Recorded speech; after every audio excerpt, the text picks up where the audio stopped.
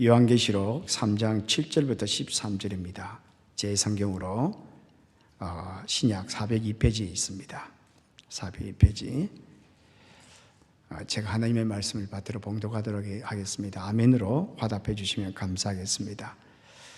빌라델비아 교회의 사자에게 편지하라. 거룩하고 진실하사 다윗의 열쇠를 가지신 이 곧 열면 닫을 사람이 없고 닫으면 열 사람이 없는 그가 이르시되 볼지어다 내가 내 앞에 열린 문을 두었으되 능히 닫을 사람이 없으리라.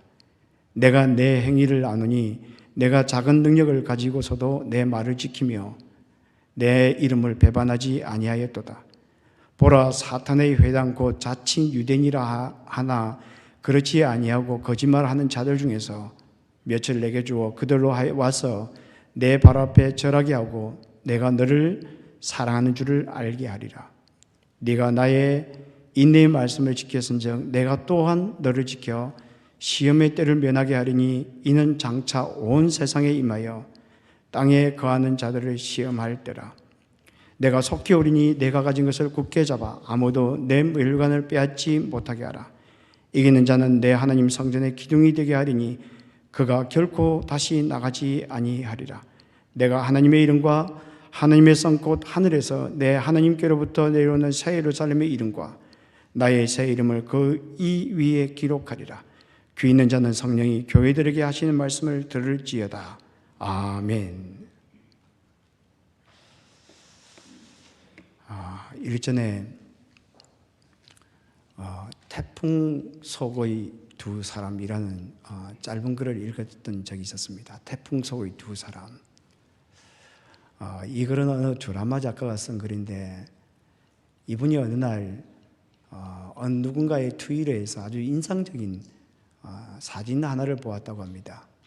휠체어를 탄 중증 장애자가 비를 맞고 있고 그리고 그 옆에서 어느 경찰이 우산을 씌워주고 있는 사진이었다고 합니다.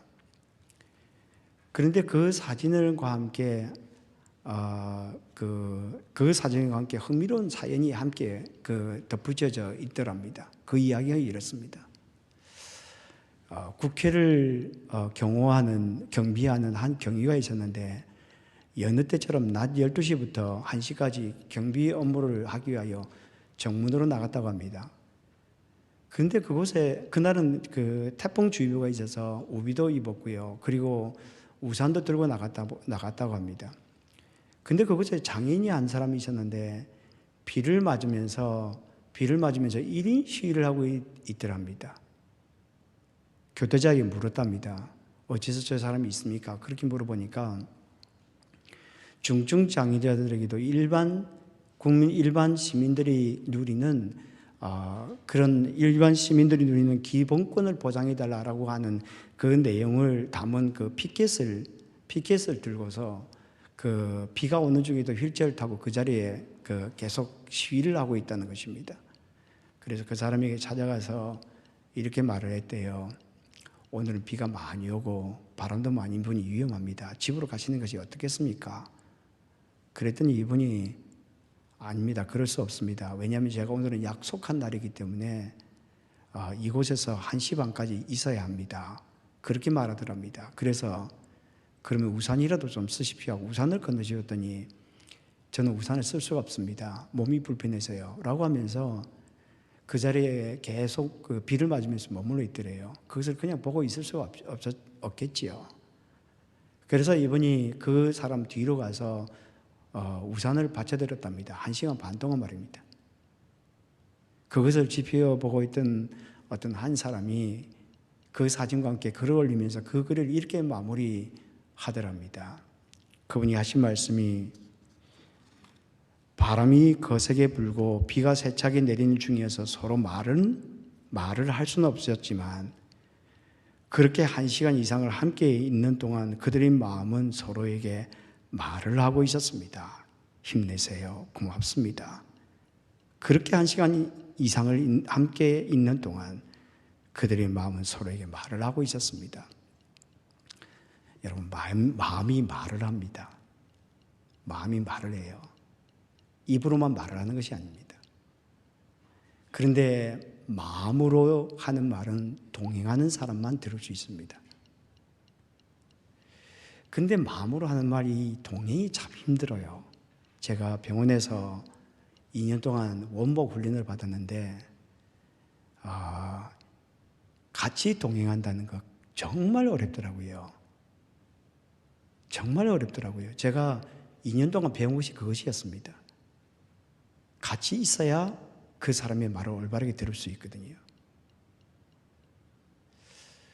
오늘 우리가 요한계시록 3장 7절부터 13절을 읽었는데 오늘 보면은 예수님께서 우리와 함께 있기를 얼마나 원하시는지 그리고 어떻게 그것을 이루어 나가시는지 그것을 우리에게 잘 보여주고 있는 것 같습니다. 오늘 본문 7절에 보면 이렇게 시작하고 있습니다. 빌라델비아 교회의 사자에게 편지하라. 빌라델비아 교회의 사자에게 편지하라. 예수님께서 빌라델비아 교회의 성도들에게 편지, 글로 된 메시지를 보내고 있다는 것입니다. 지난주에 우리가 함께 보았던 그 지도를 한번 보십시오. 지도를 보면 이 에베소라는 이 지역이 여기 보이실 겁니다. 지금 영상으로 보는 분들은 아마 쉽게 보시겠죠? 이 에베소 왼쪽에 보면은 이 지역에 반모섬이 있습니다.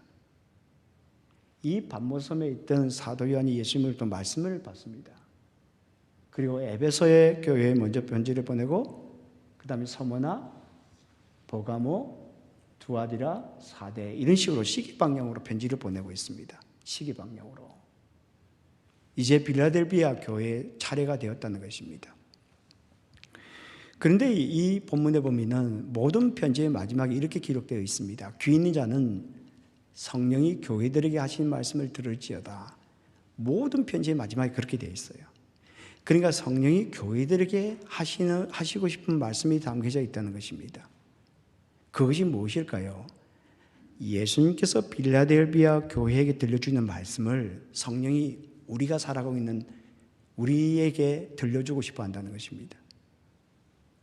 그렇다면 그 말씀이 무엇일까요? 어떤 교훈을 주고 싶어 하실까요? 첫째, 우리가 기억해야 될 것은 무엇인가 하면은 지켜주심입니다. 지켜주심. 예수님은 우리를 지켜주신다는 겁니다. 성실하게, 신실하게 우리를 지켜주신다는 겁니다. 오늘 보면 8절에 보면 이렇게 되어 있습니다. 볼지어다 내가 내 앞에 열린 문을 주었노니 능히 닫을 사람이 없으리라. 내가 내 행위를 아노니 내가 작은 능력을 가지고서도 내 말을 지키며 내 이름을 배반하지 아니하였도다. 8절에 그렇게 되어 있습니다. 그런데 여기에서 우리가 주의 깊게 보아야 될 단어가 지킨다라고 하는 겁니다. 이 지킨다라는 이 단어는 복종한다, 순종한다 그런 의미를 가지고 있는 것이 아닙니다. 우리는 이 말씀 딱 보면은 하나님의 작은 능력을 가지고 있지만 내 말을 순종했다, 복종했다 그렇게 이해를 할 가능성이 굉장히 많습니다. 그런데 여기서 복종한다, 순종한다 그런 뜻을 가지고 있는 것이 아닙니다. 그 단어는 다른 단어가 있어요.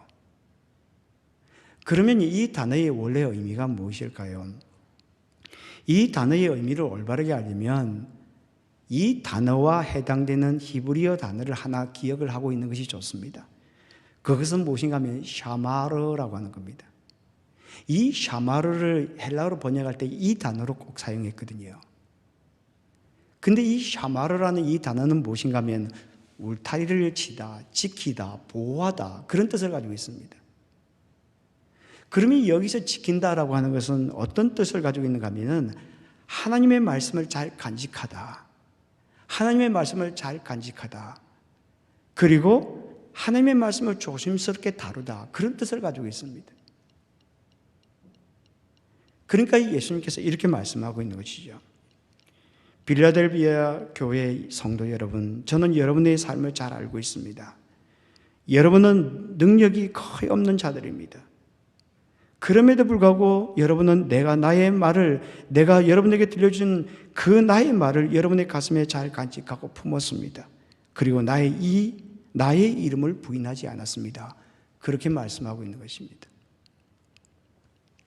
여러분, 우리는 우리 자신을 가리켜서 그리스도인이라고 부르죠. 그리스도인이라는 것을 어떻게 표현할 수 있을까요? 그리스도인이라는 것은 한마디로 말하면 예수를 믿는 사람입니다. 그죠? 그러면 예수를 믿는 사람을 어떻게 표현할 수 있을까요? 여러 가지로 표현할 수 있지만 그 중에서 가장 두드러진 게 나타나는 것이 무엇인가 하면 말씀을 가슴에 품고 살아가는 사람입니다. 굉장히 중요합니다. 말씀을 가슴에 간직하고 살아가는 사람입니다. 왜 그럴까요? 예수님이 말씀이기 때문이에요. 그러면 예수님을 우리가 믿는다는 것은 예수님을 가슴에 품고 살아가는 것인데 그 말은 다른 표현을 하자면 말씀을 품고 살아가는 것입니다. 그래서 요한복음 1장 14절에 그렇게 말합니다. 말씀이 육신이 되어 우리 가운데 가심에 우리가 그 영광을 보니 아버지의 독생자의 영광이요 은혜와 진리가 충만하더라. 그래서 예수를 분명히 믿는 사람의 특징이 뭔가 하면 말씀이 가슴에 들어오기 귀에 들리기 시작해요. 여러분 그렇잖아요. 그 사람의 삶 속에 보면 예수님 믿기 시작하면 말씀이 귀에 들리기 시작합니다. 말씀이 가슴속에 담기기 시작해요. 이 말은 우리가 말씀을 하나부터 열까지 다 지키라 그런 의미가 아닙니다. 안 될 때가 많이 있어요. 그럴 때도 다시 일어나는 겁니다. 그리고 말씀을 붙들고 살아가는 거예요. 그래서 말씀의 사람이 되는 게 그것이 바로 예수님을 믿는 거예요. 우리가 코비드 동안 지나면서 말씀을 참 가까이 대하는 그런 모습들을 보면서 정말 감사했습니다. 여러분 우리가 생각할 때 그렇게 말씀 많이 하죠. 말씀을 많이 알면 무슨 소용이 있습니까? 그 지키지도 못할 텐데 이렇게 이야기합니다. 여러분 괜찮아요. 그 가랑비에 바지가락 젖는다는 말이 있지 않습니까? 말씀이 우리에게 임하기 시작하면 그 말씀이 우리 가슴속에 이렇게 스며드는 말씀들이 있어요. 그래서 그 말씀들을 이렇게 붙들고 살아가는 거예요. 저희 이런 생각이 들지 않습니까? 우리가 예배 때마다 모여서 이렇게 함께 있어도 말씀을 다 지킬 수 있나요? 다 듣고 지나요? 아니잖아요. 심지어 목사도 그렇게 못하는데 그럼에도 불구하고 왜 이렇게 우리가 말씀을 듣고 살아가는 것입니까? 우리 마음속에 스며드는 겁니다. 말씀이 우리 삶 속에 스며들기 시작하면 그것이 우리 인격이 되는 거예요. 그러니까 이 빌라델비아 교회의 이 모습이 그랬던 거예요. 말씀을 가슴에 품고 살아갔다는 거예요. 참 멋진 교회죠. 그 환난 가운데 말입니다.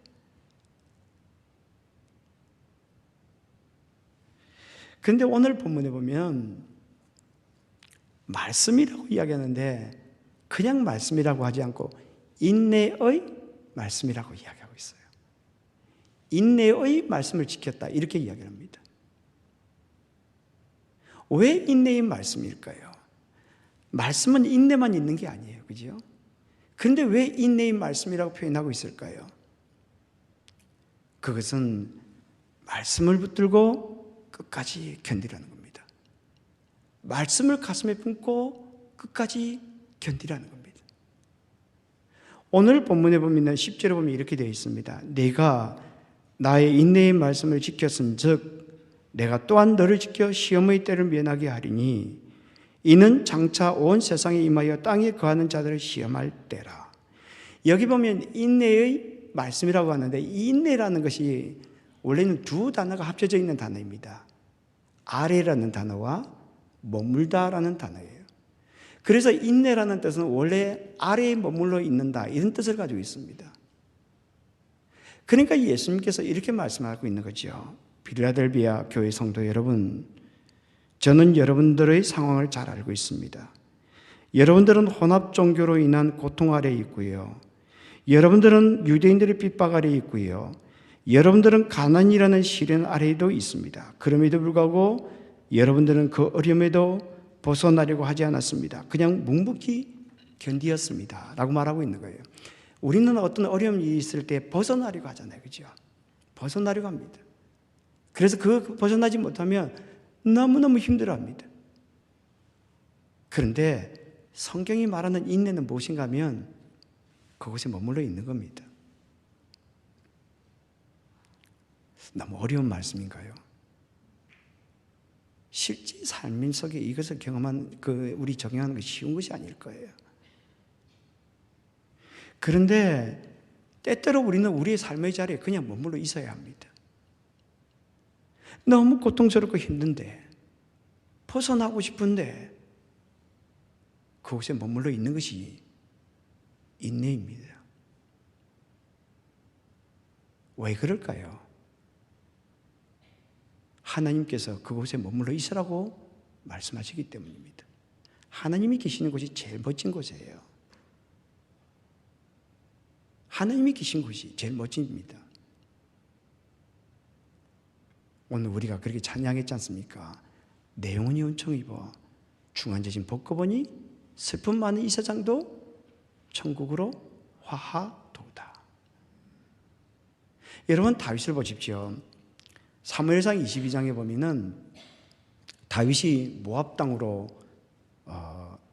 갑니다. 왜냐하면 사울을 피하여서 다니는 것이 너무너무 힘들었던 것 같아요. 내가 이러다 죽고 말겠구나, 그런 생각이 들게 됐고, 그리고 함께 아둘람 굴 이런 데 전전하고 있는데, 그곳에서 함께 지낸 사람들은 환난 당한 자, 고통 겪었던 자, 너무너무 힘든 사람들만 그 자기 주위에 모여 있는 거예요. 그래서 아마 다윗이 더 이상 견디지 못하겠다 이 생각하면서 아마도 그곳으로 갔던 것 같아요. 모압 땅으로. 그래서 모압 왕이 그렇게 말하죠. 하나님이 나를 위하여 어떻게 하실지를 내가 알기까지 당신들과 함께 있기를 청하나이다. 그렇게 그곳에 이제 모압 왕이 그렇게 요청을 합니다. 그런데 하나님께서 갓 선지자를 보내서 이렇게 말합니다. 너는 이 요새에 있지 말고 떠나 유다 땅으로 들어가라. 이 모압 이곳은 요새였어요. 안전한 곳이었어요. 근데 안전한 곳에 있지 말라는 겁니다. 광야로 들어가라는 겁니다. 왜냐하면 그곳에 하나님이 계신 곳이기 때문입니다. 여러분, 때로는 우리의 삶이 참 힘들 때가 있죠. 그래서 딱 여기서 멈췄으면 좋겠다, 그런 생각이 들 때가 있죠. 딱 여기서 멈췄으면 좋겠다. 그런데 참 힘든 상황 속에 계신 분들에게 이런 말씀드리기가 참 어렵지만 그래도 멈추지 않게 되기를 바랍니다. 왜냐하면 하나님께서 그렇게 말씀하고 있기 때문입니다. 여러분, 우리들 가운데 그런 사람이 있죠. 저 사람 더 이상 안 되겠다, 포기하고 싶은 마음이 드는 사람들 있죠. 그래도 포기하지 않게 되기를 바랍니다. 왜냐하면 하나님께서 그 사람을 포기한 적이 없기 때문입니다.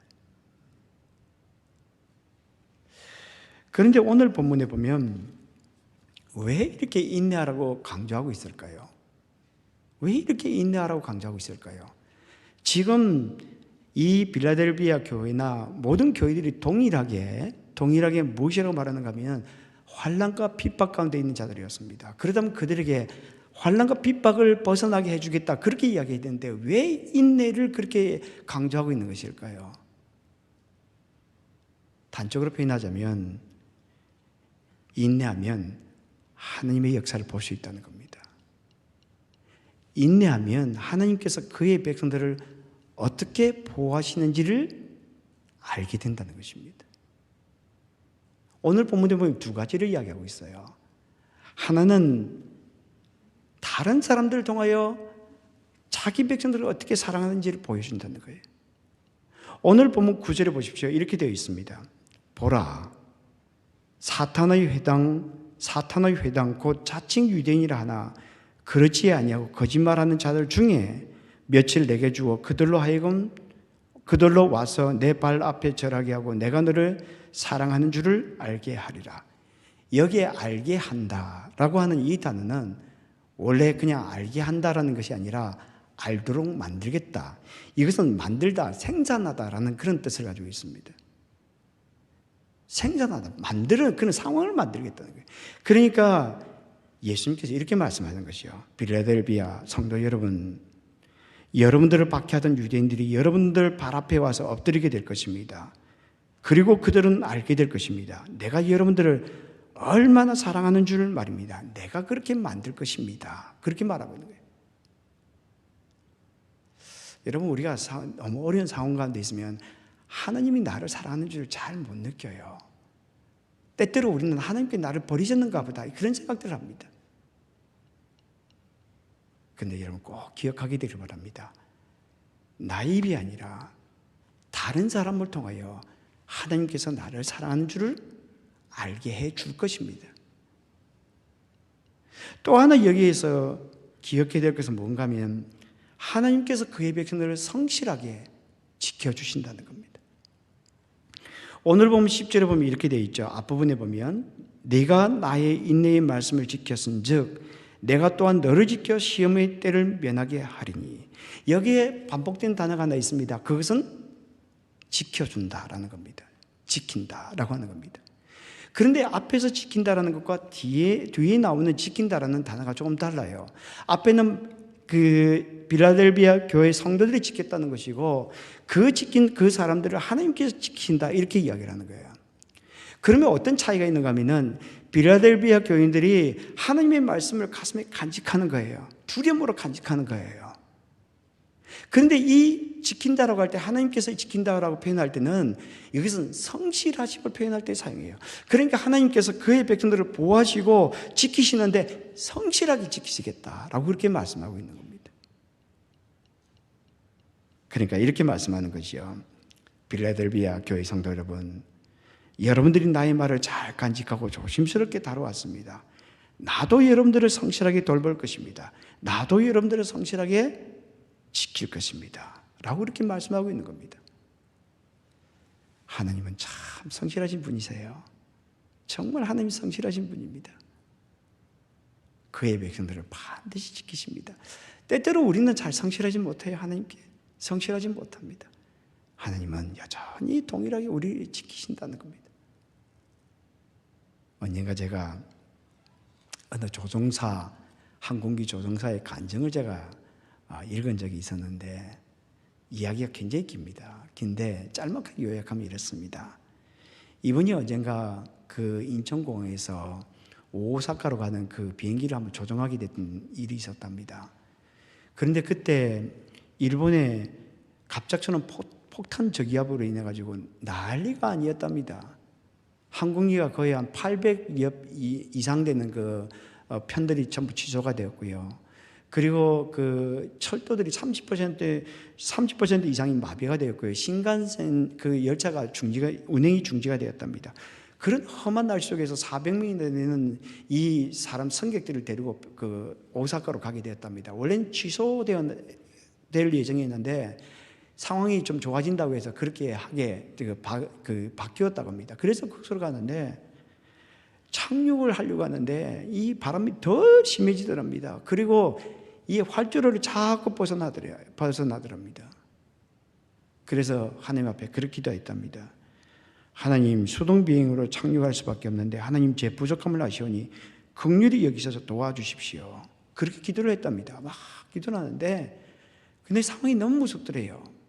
그래서 이분이 얼마나 두려운지 온 근육이 막 떨리더랍니다. 이 비행기가 떨려서 그런 게 아니라 자기가 그걸 느끼겠더랍니다. 자기 목숨뿐만 아니라 이 400명 이상이 되는 사람 목숨이 달려 있으니까. 그런데 갑자기 그의 마음속에 이런 말씀이 들리더랍니다. 강하고 담대하라. 두려워하지 말며 놀라지 말라. 네가 어디로 가든지 내 하나님 여호와가 너와 함께 하느니라. 이것은 여호수아에게 주신 말씀이었습니다. 강하고 담대하라. 그리고 두려워하지 말며 놀라지 말라. 네가 어디로 가든지 내 하나님 여호와가 너와 함께 하느니라. 이 말씀을 외우면서 막 활주로를 접근하는데 그때서야 기체가 이렇게 안정을 찾기 시작하더랍니다. 그러면서 이렇게 부드럽게 이렇게 착륙하게 되었답니다. 그 뒤에 있던 그 독일인 부기장이 너무 잘했다고 칭찬하더래요. 그리고 나서 이분이 다시 한국으로 서울로 돌아와서 그날 저녁에 잠을 자고 새벽에 깼는데 잠이 오지 않아서 교회에서 하는 그 새벽 기도 그 말씀을 딱 들었는데 그때 그 말씀이 창세기 15장 1절 말씀이었다고 합니다. 이후에 여호와의 말씀이 환상 중에 아브라함에게 임하여 이르시되 아브라함아 두려워하지 말라. 나는 내 방패요 너희 지극히 큰 상급이니라. 꼭 자기에게 하는 말씀 같더랍니다. 자기가 하는 말씀 같더래요. 하나님은 지켜주신 분이십니다. 지금까지 생각해보면 우리 삶이 하나님이 보호하신 가운데 있었지 않습니까? 어제도 제가 이제 지나가면서 어느 모임에 가서 이렇게 함께 대화를 하는데 교회에 대한 이야기를 하다 보니까 하나님께서 그동안 지켜주셨던 그 모든 것들이 다 보이더라고요. 하나부터 열까지. 하나님은 우리를 지켜주시는 분입니다. 어떻게 지켜주시냐? 성실하게, 신실하게 지켜주시는 분이라는 겁니다. 또 하나 우리가 기억해야 될 것은 무엇인가 하면 함께 하심입니다. 하나님은 우리를 지켜주시는데 그냥 지켜주시는 것이 아니라 함께 하신다는 겁니다. 오늘 보면 11절에 보면 이렇게 되어 있습니다. 내가 속히 오리니 내가 가진 것을 굳게 잡아 아무도 내 멸류관을 빼앗지 못하게 하라. 여기에 굳게 잡아라는 단어가 나오는데 이것은 헬라어로 크라테오라고 하는 것입니다.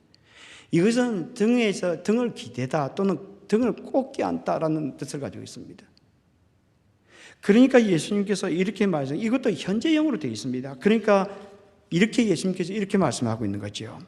빌라델비아 교회 성도 여러분, 보십시오. 내가 속히 다시 올 것입니다. 여러분들은 여러분이 가지고 있는 하나님의 말씀을 꼭 붙들고 사십시오. 계속하여 그렇게 사십시오. 인내하려는 하나님의 말씀에 기대며 사십시오. 그러면 누구도 여러분이 받은 멸관을 빼앗지 못할 것입니다. 라고 이렇게 말하고 있는 겁니다. 그러니까 영광의 순간이 꼭 옵니다. 인내하면 영광의 순간이 꼭 옵니다. 그러면서 예수님께서 이렇게 말씀하시죠. 내가 속히 다시 오게 될 것이다. 내가 속히 다시 오게 될 것이다. 영광의 순간이 옵니다. 멸류관을 받을 순간이 옵니다. 인내하면. 그런데 오늘 본문에 보면 왜 새 예루살렘의 이름과 나의 새 이름을 성도들 위해 기록하겠다라고 이렇게 말씀하실까요? 이 말씀은 사실 설명이 길게 필요해요. 요한계시록 전체와 관련되어 있는 문제입니다. 그런데 이것을 단순하게 표현한다면 삼위 하나님께서 성도들과 함께 하신다는 겁니다. 삼위 하나님께서 성도들과 함께 하신다는 거예요. 그것도 부활하신 예수 그리스도께서 성도들과 함께 하신다는 겁니다. 오늘 보면 여기 보면 이렇게 되어 있죠. 12절에 보면 이기는 자는 내 하나님 성전의 기둥이 되리니 그가 결코 다시 나가지 아니하리라. 내가 하나님의 이름과 하나님의 성 곧 내 하나님께로부터 내려오는 새 예루살렘의 이름과 나의 새 이름을 그 이 위에 기록하리라.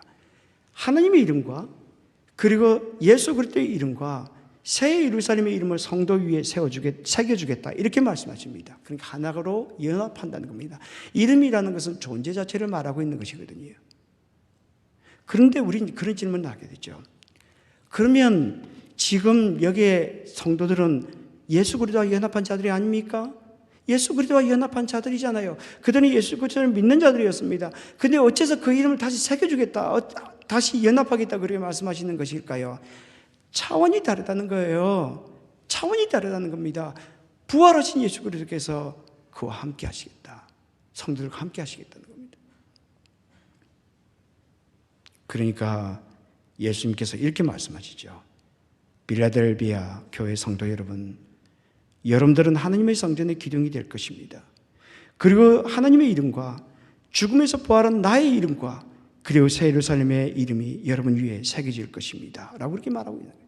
그러니까 예수님은 우리에게 말로만 그렇게 위로하는 분이 아니라는 겁니다. 빌라델비아 교회 성도들의 그 고통과 환난 속에 있는 그들을 향하여 말로만 하는 자들이 아니었다는 겁니다. 함께 고통당하고요, 함께 슬픔을 겪었던 것입니다. 그러니까 함께함이 위로의 언어였던 겁니다. 여러분, 함께하는 것 진짜 정말 강력한 언어입니다.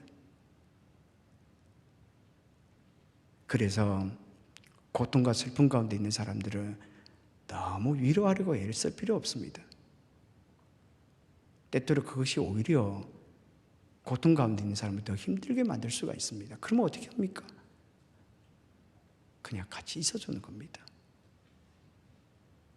때때로 말을 한다고 하는데 말이 위로가 안 돼요. 때때로 그 사람을 아프게 할 때가 많습니다. 정말 강한, 정말 그 파워한 그 말이 무엇인가 하면 그냥 함께 있어주는 겁니다. 그래서 마태복음 28장에 보면 그렇게 말합니다. 예수님께서 부활하신 후에 갈릴리에서 제자들을 만나셨어요. 제자들을 만나시고 나서 그렇게 말씀하십니다. 하늘과 땅의 모든 권세를 내게 주셨으니 그러므로 너희는 가서 아버지와 아들과 성령의 이름으로 세례를 주고 내가 너에게 분부한 모든 것을 가르쳐 지키게 하라. 볼지어다 내가 세상 끝날까지 항상 함께 있으리라. 여기 왜 이렇게 끝을 맺고 있을까요? 지금 복음을 전해야 되는 이유가 무엇인가 하면 함께 있기를 원하시는 하나님의 약속을 나눠주라는 겁니다. 그래서 마태복음의 처음과 끝은 임마누엘 있으니까 하나님께서 우리와 영원토록 함께 있겠다는 겁니다. 그래서 1장에서 보면은 임마누엘이 되시는 그 예수 그리스도의 모습을 이야기하는데 마지막에 그렇게 마칩니다. 볼지어다 내가 세상 끝날까지 너희와 항상 함께 있으리라. 예수 그리스도, 부활하신 예수 그리스도께서 우리와 함께 있다는 겁니다. 이거보다 더 우리에게 위로가 되는 것이 어디 있겠습니까? 제가 좋아하는 찬송이 예수가 함께 계시니, 그 찬송 여러분들 잘 아시죠? 예수가 함께 계시니 시험이 오나 겁없네. 기쁨의 근원 되시는 예수를 위해 삽시다. 날마다 주를 섬기며 언제나 주를 기리고 그 사랑 안에 살면서 딴 길로 가지 맙시다. 이 찬송은 제가 언젠가 이 찬송이 만들어진 계기에 대해 제가 한번 나눴던 그런 적이 있었어요. 그런데 이 말씀이 제게 늘 지금 남아있어요. 그래서 제가 한 번 더 나누고 싶은 마음이 있습니다. 이 찬송은 찰스 웨이글이라는 사람이 작사한 거죠. 이분은 음악적인 재능이 아주 뛰어났습니다. 그래서 하나님께서 나에게 복음 전파를 위해서 이 음악적인 재능을 주셨다라고 생각하고 신시내티 대학에서 음악을 공부하면서도 그는 성경 공부를 열심히 했습니다. 신시내티 대학 음악학교 굉장히 지금도 좋은 학교이거든요. 근데 그곳에서 열심히 음악 공부도 하면서 복음을 성경을 열심히 공부했습니다. 그러다가 가정을 갖게 되었고 결혼하고 딸을 얻게 되었습니다. 그래서 안정이 좀 되니까 전도를 하겠다고 나선 겁니다. 그것도 순회 전도자예요. 그래서 한 몇 주 동안 다니면서 전도를 하는 겁니다. 전도를 하다가 그렇게 몇 주 후에 돌아오는 것입니다. 순회 전도 정말 힘들거든요. 안정된 곳에서 한 군데 있어도 힘든데 돌아다니면 한 3주, 4주 있다가 다시 또 이렇게 옮겨간다는 게 얼마나 어렵습니까? 그래서 가정에 긴장이 생기게 된 것입니다. 그래서 이분이 순회지 전도를 갈 때마다 가정이 어떻게 될까 늘 염려가 있었습니다. 그런데 아니나 다를까 어느 날 돌아왔는데 쪽지 하나가 딱 놓여져 있더랍니다. 아내와 딸은 보이지 않고요. 그 쪽지에 이렇게 되어 있더랍니다. 외로워서 견딜 수 없어요. 행복을 찾아 떠난 나를 탓하지 마세요. 외계된 삶이 절망에 빠졌습니다. 그리고 하나님 앞에 항의를 했습니다. 분노감에 그래요. 주님의 일을 하느라 가정을 돌보지 못했어요. 그래도 어떻게 이런 고통을 주십니까? 이렇게 살게 하실 바엔 차라리 제 목숨을 가져가세요. 그러면서 절벽에 올라가서 자살하려고 뛰어내리려고 하는 그 순간에 하나님의 음성이 들렸답니다. 그 음성이 내가 늘 너와 함께 있단다. 지금까지도 돌봤는데 앞으로도 너를 돌보지 않겠느냐. 얼마나 멋진 말씀이에요. 얼마나 멋진 말씀이에요. 내가 늘 너와 함께 있단다. 지금까지도 돌보았는데 앞으로도 너를 돌보지 않겠느냐. 그러면서 만든 찬송이 이것입니다. 예수가 함께 계시니 시험이 와도 겁없네. 기쁨의 근원 되시는 예수를 위해 삽시다. 예수를 위해 삽시다. 오늘 마지막 절에서 그렇게 이야기를 하고 있죠. 성령이 교회들에게 하시는 말씀을 들을지어다. 성령이 교회들에게 하시는 말씀을 들을지어다. 성령이 교회들에게 말씀을 들려주고 싶어 한다는 거예요. 그것이 무엇입니까? 지켜주심입니다. 지켜주신다는 거예요. 우리를 신실하게 지켜주신다는 겁니다. 또 하나는 함께 하심입니다. 우리와 함께 하심. 오늘 빌라델비아 교회처럼 지켜주심과 예수 그리스도의 지켜주심과 함께 하심을 경험하며 살아감으로 말미암아 복된 삶을 살아가는 저와 여러분이 되기를 주님의 이름으로 축복합니다. 같이 기도하겠습니다.